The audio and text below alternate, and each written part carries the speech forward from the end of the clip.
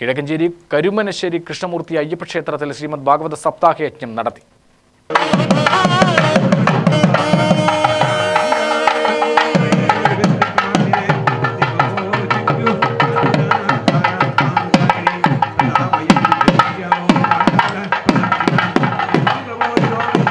ഏഴ് ദിവസങ്ങളിലായാണ് യജ്ഞം സംഘടിപ്പിച്ചത്. നിരവധി ചടങ്ങുകൾ നടന്നു.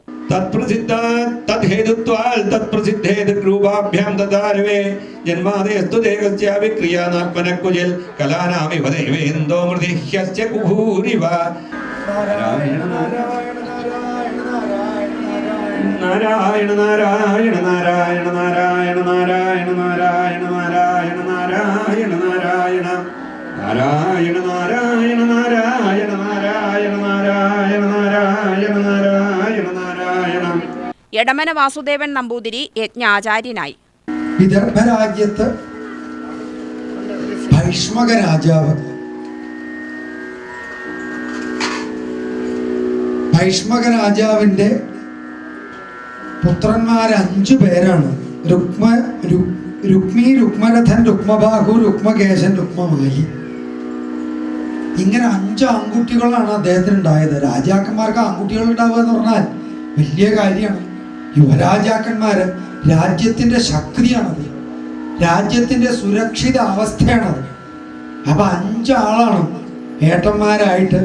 അവർക്കൊക്കെ അനിയത്തിയായിട്ടാണ് അതിസുന്ദരിയായിട്ടുള്ള രുക്മിണി ദേവിയുടെ അവതാരം, സാക്ഷാൽ ലക്ഷ്മി ദേവിയുടെ അവതാരം. ചെറുപ്പത്തിൽ തന്നെ അവതരിച്ചപ്പം മുതൽ തന്നെ ആ വിദർഭ രാജ്യത്ത് സകല ഐശ്വര്യം വിളയാടി എന്നാണ്. ഒരു കുറവും ആർക്കുമില്ല.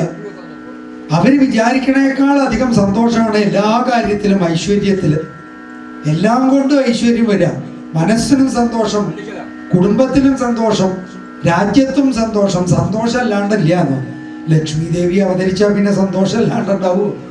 അങ്ങനെ ആ സാക്ഷാൽ ലക്ഷ്മി ദേവിയുടെ അവതാരം ആ രുക്മിണി ദേവിയെ കണ്ടിട്ട് കുട്ടിയില് ചെറിയ കുട്ടിയായി ഇരിക്കുമ്പോ തന്നെ പ്രജകള് കണ്ട് കണ്ട് കണ്ട് ആ കുട്ടിയെ കാണാണ്ട് വയ്യ, എല്ലാ ദിവസവും കാണും.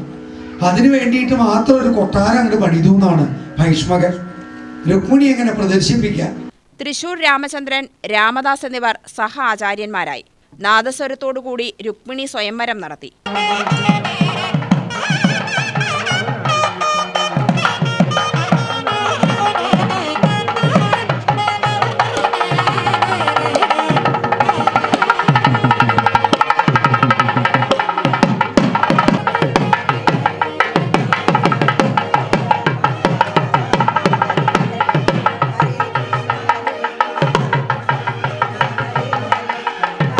ദീപാരാധന, പ്രസാദ വിതരണം എന്നിവയുണ്ടായി. UTV news, Palakkad.